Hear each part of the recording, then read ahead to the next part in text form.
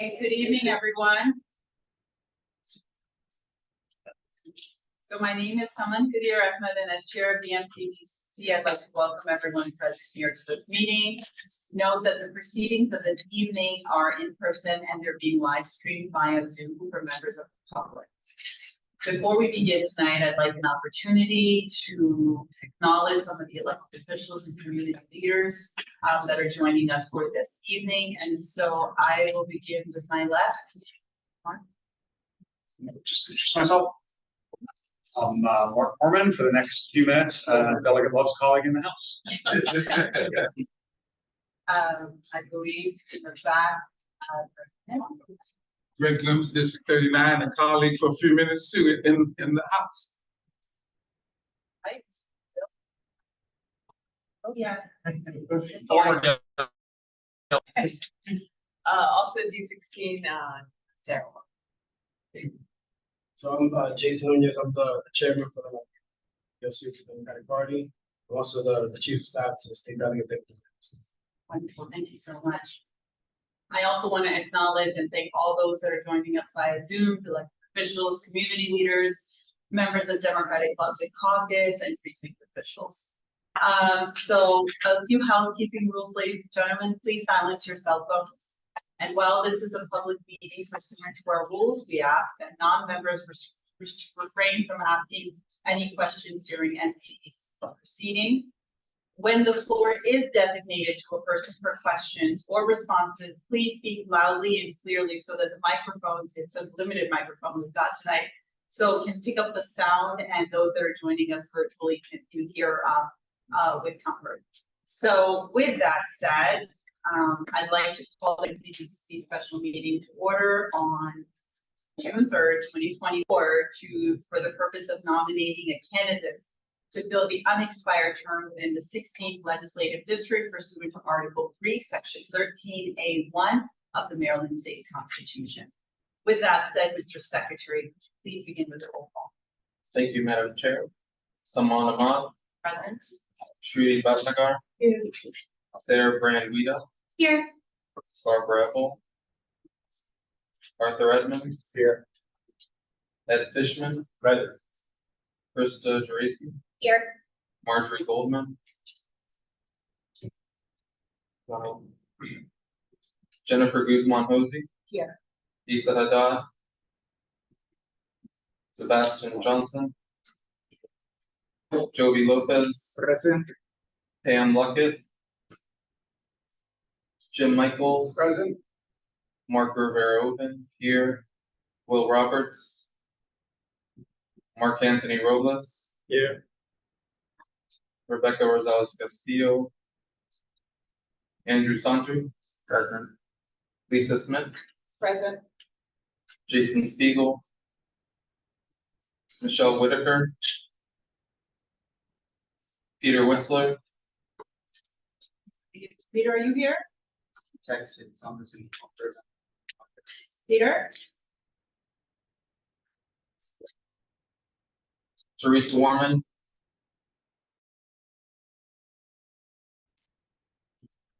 What we have.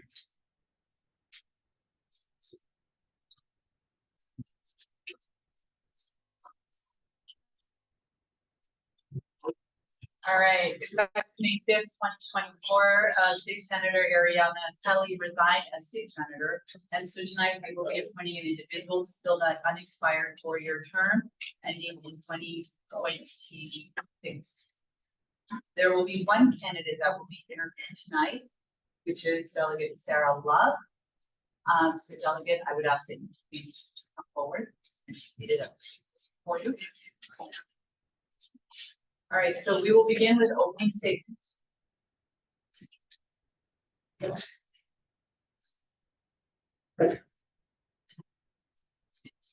does it come from? Shall we have the placard? The placard? Oh, yeah. I got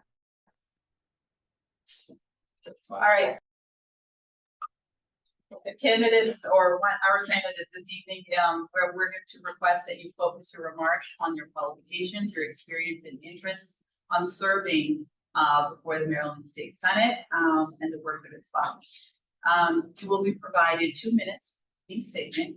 The timekeeper, which will be Marco, once he gets his time cards, will hold up a card at 15 seconds and a time. And so once we get to time cards, we will begin.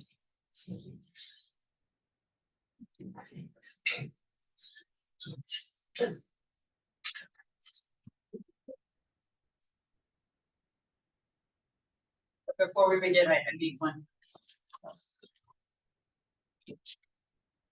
So I apologize. Can I first get a motion to please approve the agenda? Motion to approve. Second. So motion's been moved by Shruti and seconded. Any objections? Seeing none, the motion is adopted. The agenda is approved. All right, Sarah. Thank you. 2 minutes. Ready? Yep. Good evening, everyone. It is truly an honor to be here. I am humbled to sit here. Appreciate all of you very, very much. I want to start by thanking my team, Chair Corman and Delegate Wolick, for being here tonight and for their tremendous support. I want to thank my children, Nikki and Kenny, for being here tonight and their love and support. I couldn't do what I do without them. I also want to thank each and every one of you for everything that you do. It's a tremendous amount of work, and the fact that you all put in so much time and so much care and so much energy, I truly, truly appreciate that. So thank you. I have really enjoyed sitting down and talking with so many of you. It's been a lot of fun. I have learned a lot from you. I've eaten great food with you. I've had good coffee with you. I've laughed at you, and I truly appreciate that. For those of you that I haven't had the opportunity to sit down with, I do hope we can someday. And I look forward to working with you in the days to come. I'm excited for this opportunity. I hope to earn your vote tonight and carry on a very strong tradition of District 16 in the Senate, and to take what I have done in the House and the relationships that I've built in the House over to the Senate to continue to learn and to grow and to represent my constituents and the state of Maryland to the best of my abilities. And I'll just stop there, and I look forward to your questions tonight. Okay, so which side of the room shall we begin with? Any hands? All right, so with that, we have a few hands. So we're going to go into our Q&A session. In the interest of time, members are requested to keep the questions to the matters that impact the role, responsibilities, and scope of a state senator. There will be 30 minutes allotted for Q&A, and each member will have each candidate 1 minute to respond to each question. So again, and we'll sign in 2 seconds, and we'll have time. So I had Ed Cushman, that who was Dr. Ed. I like to keep a running tally. So all right, Ed. Thank you for doing this, delegate. It's been a pleasure getting to know you. This process is really strange, but as a voter, I scarcely get to have both in-depth conversations with candidates. So I feel I've gotten to know more about you. But for those who haven't had that opportunity, this is an odd process, has some merits, and for a lot of people, the public will have demerits. There was a bill that passed the Senate, should not come up in the House, and I have for a vote, and I have ever-changing opinions about it, but I'd like to hear your thoughts on where this process, the strengths of the process, the weaknesses, what you'd like to see, and if any changes in the future. Thank you for that question. And you and I had a really interesting conversation about that. So the Senator Kagan's bill that passed out of the Senate and crossed over into the House, as it passed the Senate, it was the same as Delegate Foley's bill. And I was actually a co-sponsor of Delegate Foley's bill, which said that there's the appointment process. But if that process occurs prior to 55 days before the filing deadline, then the candidate runs for a special election during the presidential year. And I realize that, you know, there are people on both sides who are not happy with that. Some who believe that it should only be the voters who decide, and some who believe that it should only be the appointment process. And I think there's a lot of merit in everything, in all of those opinions, and that this is that bill is a good compromise position. Wow, that went fast. Okay. All right, Jim Michaels. So, yeah, I don't know if you remember this or even know it. I met you, you canvassed my house during the primary of 2018, and I don't know, I'm a total stranger. And I was not involved in politics with this group. And I had just moved, so I didn't find out. And the first thing you did is you told me about your background. This is what you've been doing in your career. And by the time we finished the conversation, which was much shorter than you wanted it to be, because I was like, I'm done.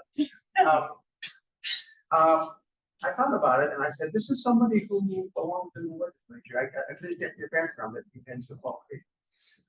But I'm curious that now that you've had a chance to actually be in the legislature for a few years, if you could tell us what you think, what part of your previous experience, what aspects of your previous career you think sort of best prepared you to be what I would call a policymaker and make you an effective legislator. Thank you for that question. And I do remember that meeting. It was nice. I think there are a couple of things. Right out of law school, I was a law clerk for a federal judge. So I got to see the law in that aspect of it, and it was an appellate court. So it was right after the trial.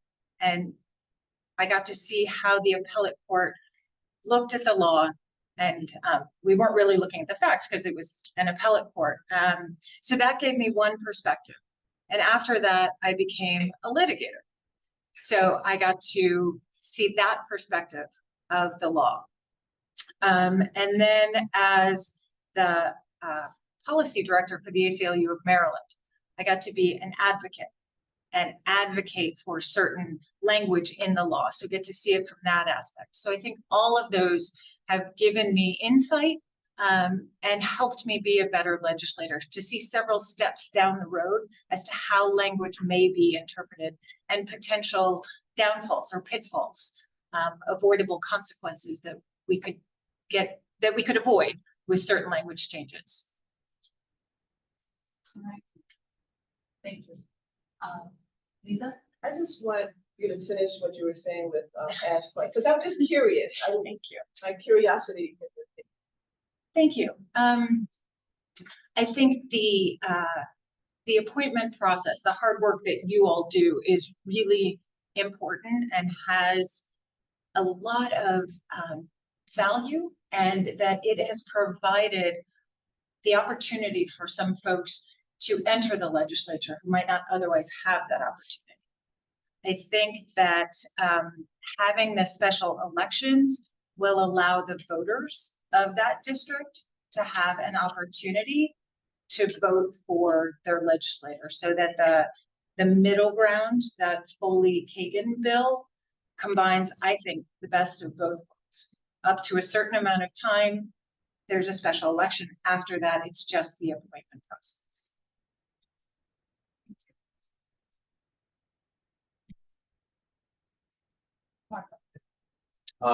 Yeah, I guess a softball question. I liked your answer, straight shooter. I had a very nice conversation with you over Zoom, and I liked your answer. I just wondered if you could just tell everybody else, I guess, why you would like to the next state senator for District 6.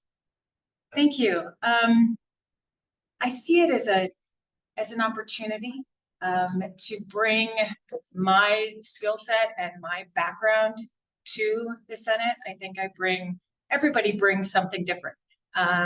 And with my my background and my different experiences in my career, with my personality, I work hard at bringing people together.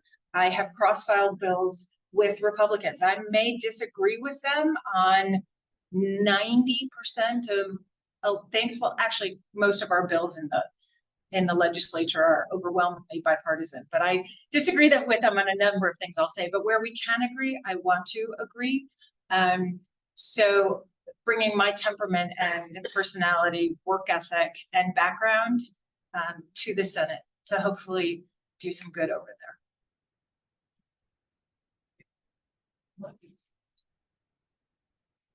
Oh, yes.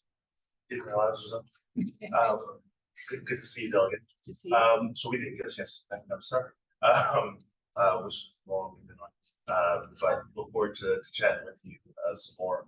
I'm wondering, so certainly, state senators play like a special leadership role within delegations. Obviously, you're all colleagues, for sure.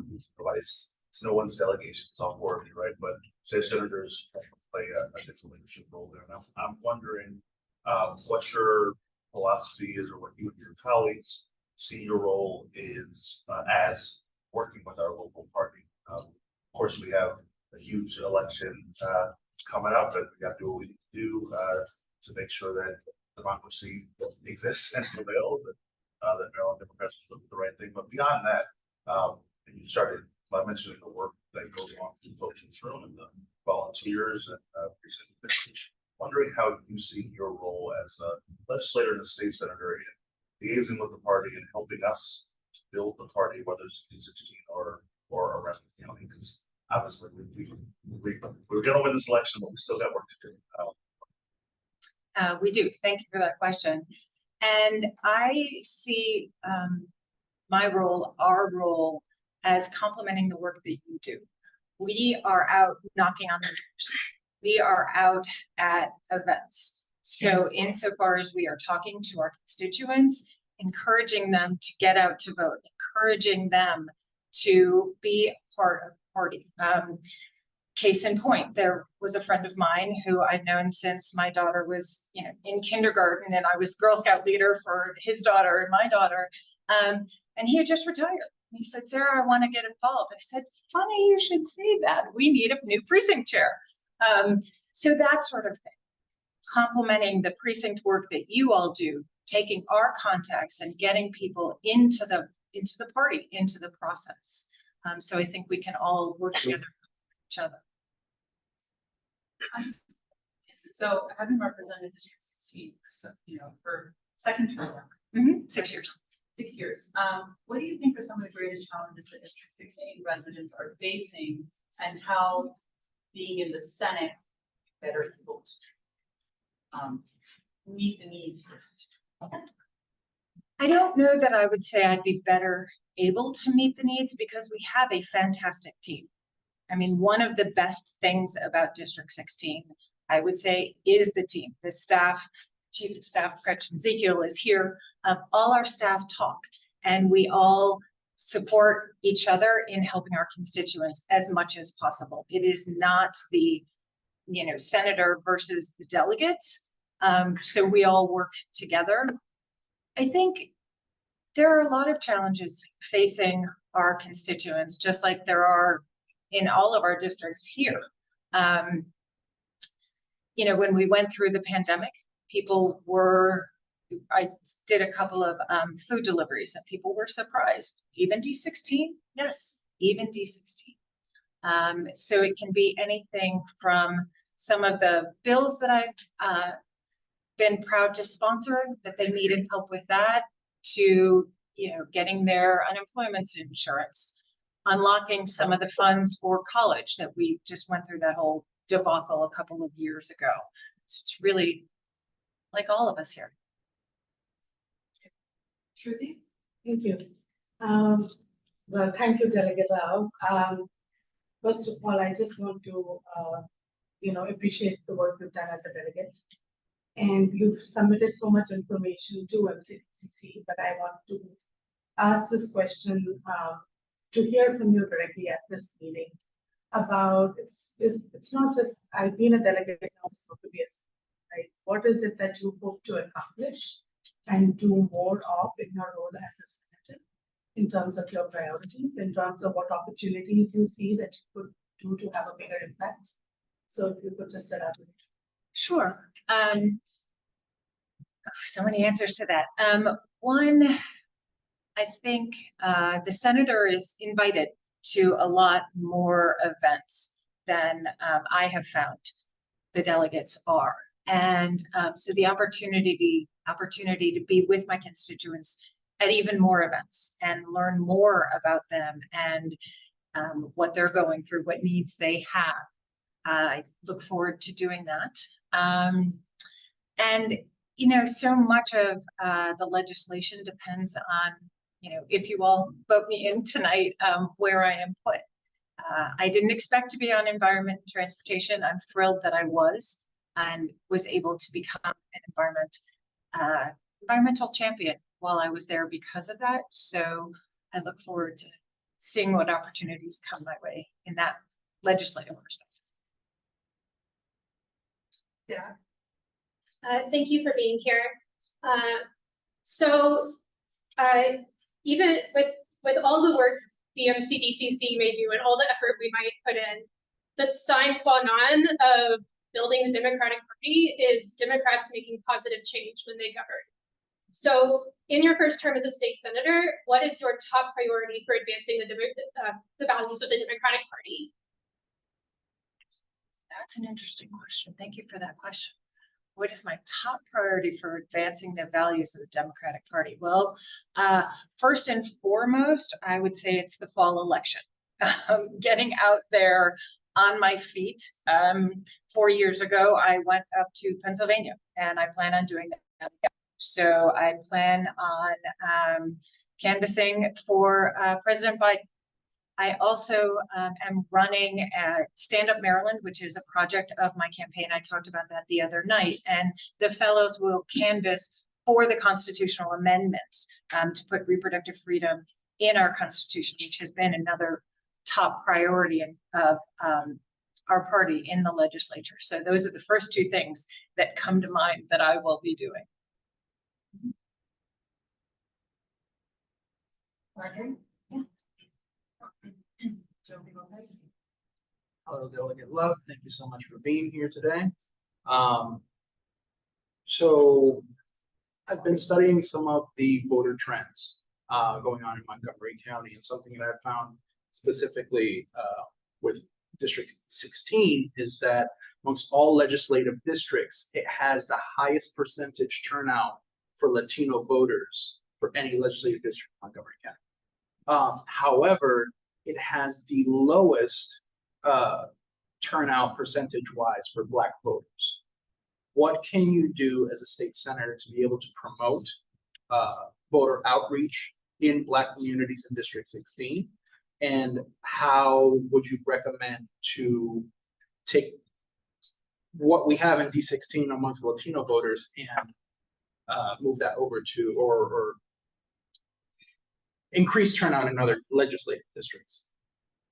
Thank you for that question. I think what I can do as senator is similar to what we all should be doing every day to encourage people to get out and vote. And I apologize that I haven't done it more with the voters of color in my district to date. But I think as I was talking to the chair about the Muslim community, I think that it is incumbent upon me, I'm not going to speak for anybody else, but incumbent on me to go where the voters are, in addition to knocking on doors, which has been traditionally sort of how I met people. And we've also reached out to neighborhood organizations, but that isn't necessarily where the voters you're talking about are. So it is, thank you. It is my responsibility to find out where they are and go to them. And I ran out of time for the second part of your question. Are there others? Thank you very much. Appreciate you coming forward this evening. The House is quite different from the Senate. And I remember something that you said in terms of your tunnel in the House, whereas the Senate, over the polls. So how do you think you want to manage that transition from House to Senate? Not just in your space that you are knowledgeable in and be go down into the depth of different issues. Whereas in the Senate, when I have it on. It's going to be a lot of work. And I am going to start as soon as possible. I haven't sort of let myself think what that work is going to look like too much before tonight, because that's just the way my brain works. But I plan on spending a lot of time when I find out what my committee assignment is, digging into the subjects that they have covered to date. If it is judicial proceedings, that is actually something I have some background in, given my work at the ACLU of Maryland. But I'm not going to kid myself. It's going to be a lot of work. I mean, I thought I knew how the House worked, having been an advocate, a lobbyist for 4 years. My learning curve was like this. I have no doubt that in the Senate, my learning curve is going to be like this. So I will do what I have done, which is put my head down and do my work. It's going to be a lot of studying. Any more questions? Does anyone on the phone have a question? Hi. Hello? Peter? Teresa? Yeah. Finally, the phone.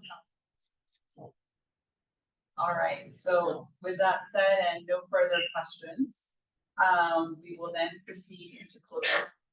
Delegate Love, who provided 1 minute to make your remarks. Thank you will hold up time for 15 seconds and then taxes. I don't think I will take the whole time. Again, I just want to Give say it a thank you. Please go ahead. And that's it. I just want to say thank you. I'm done. I am a woman of few words. All right, so. Ladies and gentlemen, everyone, do we have Mr. Secretary from you? We have 4 proxies. And those that are holding proxies. Myself, Jim Michaels, is holding. I don't think I was, so that's why I wanted to. You have Received. yes. Yes, and Andrew should have a proxy. Okay, we'll wait on him. But Yes, go ahead. Yes. Both Barbara F. Jim Michaels has Barbara F's proxy. I have Rebecca Rosales Castillo and Teresa Warner's proxy. And Andrew Sandri has Jason Spiegel's proxy. And Pam is here just.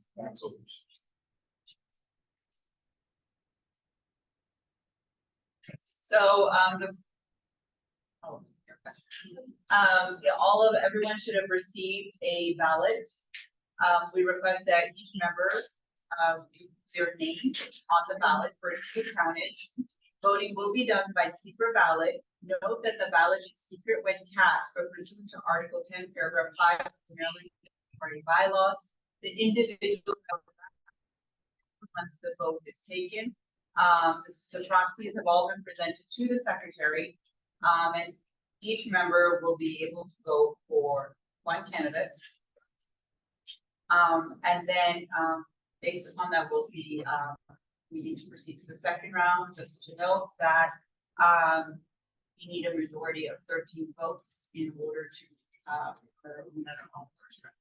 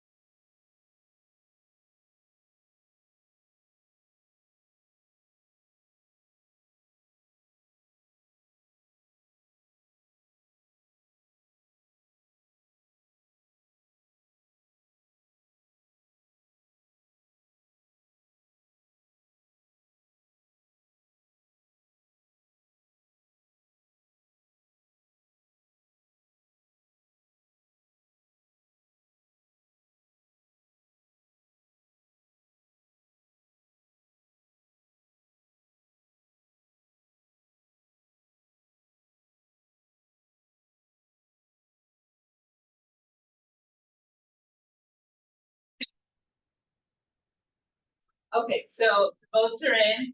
We have 23 votes for Sara Love. Basically, there were a total of 24 individuals voting. One is absent, and so 23. You want to read the roll call?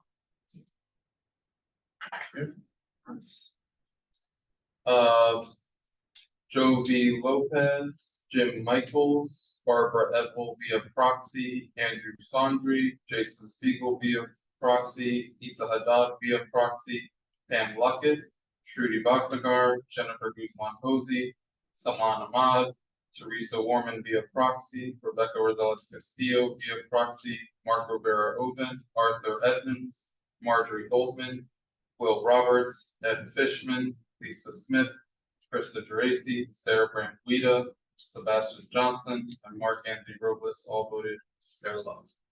Right, wonderful. So I want to thank you, Sarah, for applying for the District 16 Senate position. And want to give you an opportunity to say anything. What do you want to say?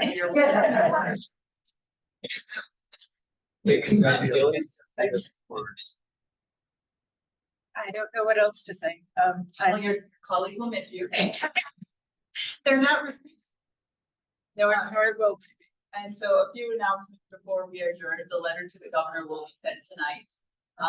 And so the governor has approximately 15 days to confirm the appointment of the name that we put forward.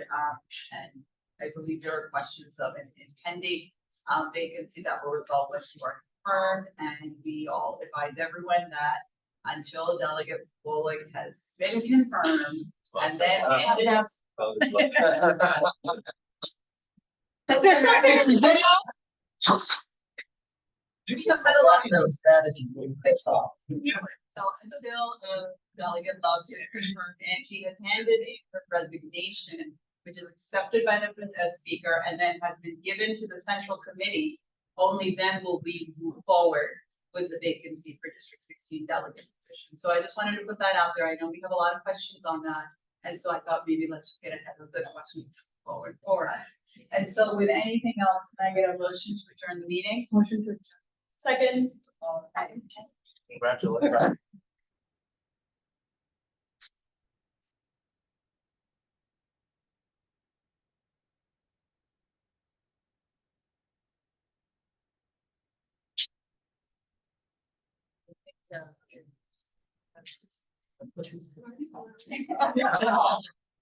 There.